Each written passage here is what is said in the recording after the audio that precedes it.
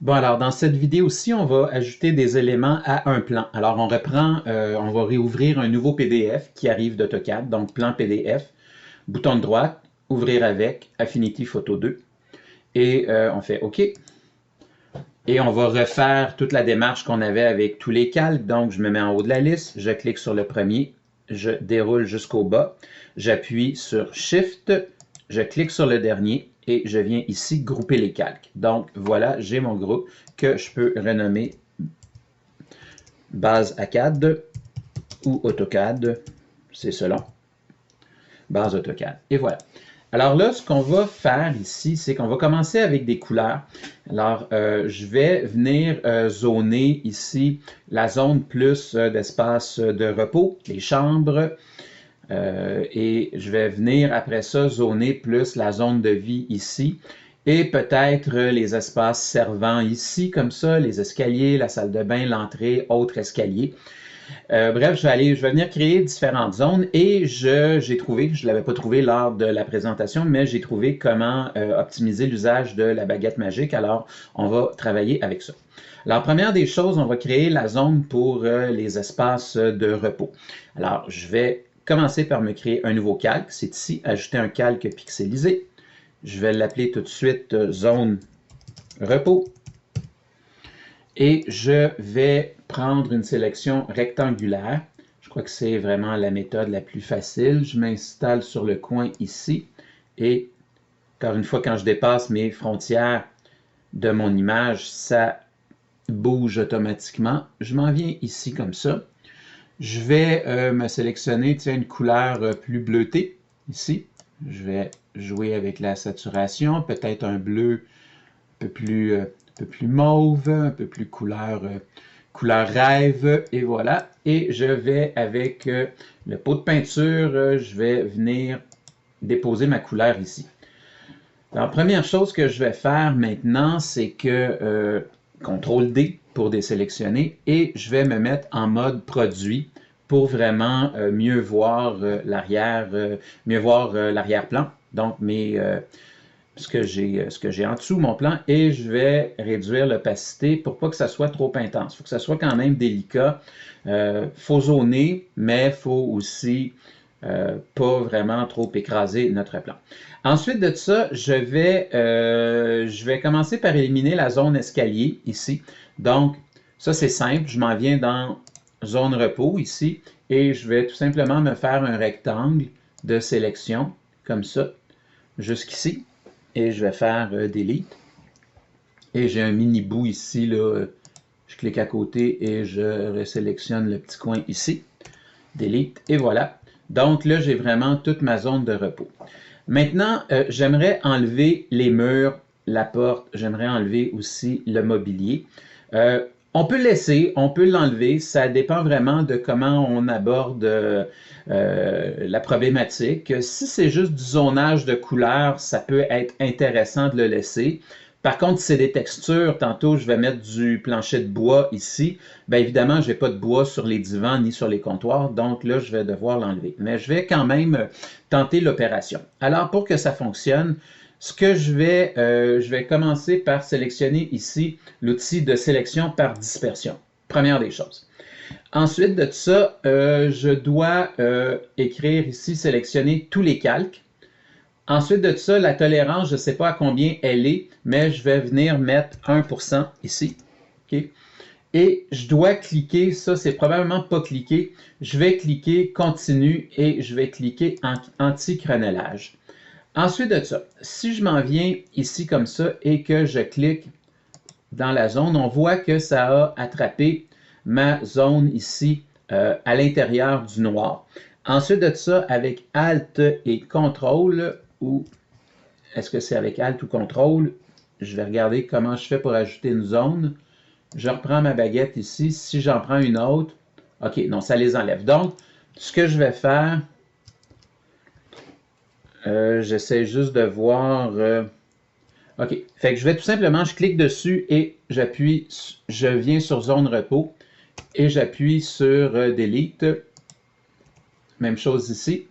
Fait qu'on voit quand c'est dans du... Oups, là j'ai fait une mauvaise sélection. Je reviens ici. je clique là, delete. Quand c'est dans du gris, c'est moins évident, mais on le voit quand même. Fait clic, sélection, delete. Clic, sélection, delete. Peut-être pour que ça soit plus évident, je vais remonter mon opacité ici. Fait que je suis encore en mode baguette magique. Clic ici, delete, clic, delete. Si je finis par trouver comment... et voilà. Si je finis par trouver comment enlever... comment ajouter des sélections, ben, je vous le montrerai. Alors, clic ici. Évidemment, il y a une ligne là. Elle l'a interrompu. Fait que tranquillement, pas vite, je suis capable d'enlever mes différents éléments. Je commence peut-être par mes murs et mes portes, comme ça. Je reviens ici, plus central, et voilà. J'en ai un autre ici. Fait que ça prend un petit peu de temps, mais c'est pas dramatique la quantité de temps que ça va prendre. Et ça devient vraiment intéressant ce que ça peut donner comme look. Alors ici, le trou ici, comme ça. Et on va regarder maintenant la table de chevet, ça ici, ça, les différents morceaux. Évidemment, on y va pièce par pièce, comme ça. Fait que ça prend un petit peu de temps. CTRL-D, je désélectionne. Fait que vous voyez que ça vient nous créer une zone qui est intéressante. Il ne me reste pas grand-chose à finir ici. Ça vaut la peine de le continuer. Ça va allonger un peu la vidéo. Je l'arrêterai quand j'aurai terminé. Ou je vais prendre une pause ici, puis je vous reviens quand c'est terminé. Donc, une fois tous les éléments enlevés, ben, ça donne ça. On va faire les 3 autres zones à côté, ou pas même faire la zone extérieure, voir qu'est-ce que ça donne, sans enlever les meubles, pour un peu vous donner une idée des 2 options qui sont toutes les 2 assez intéressantes. Donc, je vais créer ici, bon, je ne l'avais pas changé ici, elle va s'appeler repos. Maintenant, on va appeler ici zone de vie. On va prendre une sélection avec un rectangle comme ça. Et je m'en viens ici, jusque ici comme ça. Ça, c'est ma zone de vie dans laquelle je vais venir sélectionner peut-être une couleur un peu plus jaune, un peu plus vive. Comme ça. Peut-être orangé, comme ça. On l'a désaturer. Non, on va la saturer quand même un peu. Et avec le pot de peinture, je m'assure que je suis bien dans zone de vie ici. Je viens écrire ça comme ça, produit, et je vais diminuer pas mal l'opacité. Fait que tu sais, quand on travaille avec des zones, les deux peuvent se valoir. Il y en a un qui est un peu plus détaillé, l'autre qui est un peu plus, il fait le tour. On va continuer pour finir la vidéo. Alors, on va créer une autre zone ici qui va s'appeler servant. Et voilà, je vais toutes les préparer tout de suite. Je vais m'en créer une autre qui va s'appeler garage. Et je vais m'en créer un autre qui va s'appeler terrasse. Et voilà, donc je m'en viens sur espace servant. CTRL-D pour désélectionner. Je vais me positionner ici. Je prends mon rectangle, je m'installe là comme ça. Et je m'en viens ici comme ça. Et Alt-Shift, je vais... Non, Alt... C'est Alt-Shift ou c'est Alt-Contrôle. Je vais rajouter le petit bout ici de mon escalier qui est manquant. Je vais, mettons, mettre pour les espaces servants peut-être quelque chose d'un peu plus rouge, orangé. Je dépose ça ici. Je mets ça en mode produit et je diminue mon opacité. Et voilà.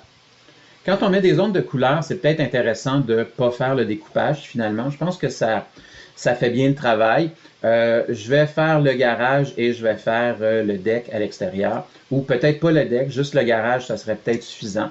Alors, je m'en viens sur garage. Je vais prendre une zone ici, CTRL-D. Ici, je me refais une nouvelle zone pour mon garage, ici comme ça. Et je vais me choisir une couleur, peut-être gris pour le garage. Je viens déposer ma couleur comme ça. Je me mets en mode produit et je change mon opacité. Et voilà, fait que ça me fait quand même un zonage intéressant. Plus j'en fais, plus je trouve que ça vaut peut-être la peine de ne pas découper dans ce contexte-ci.